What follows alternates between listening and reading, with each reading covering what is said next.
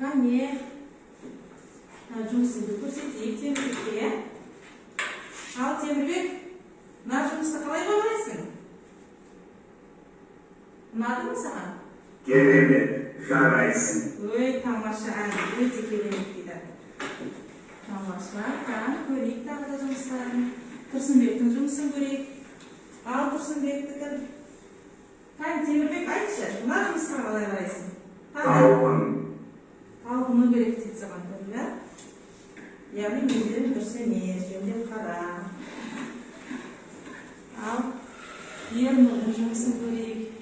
Ернұрдың жұмысын көрсетейік. Кәне Темірбек, мына жұмысқа қандай баға берер еді? Бұның жарамады, ұят болды. Ой, яғни не болды дейді? Ұят болды. Дұрыс орындамағансың.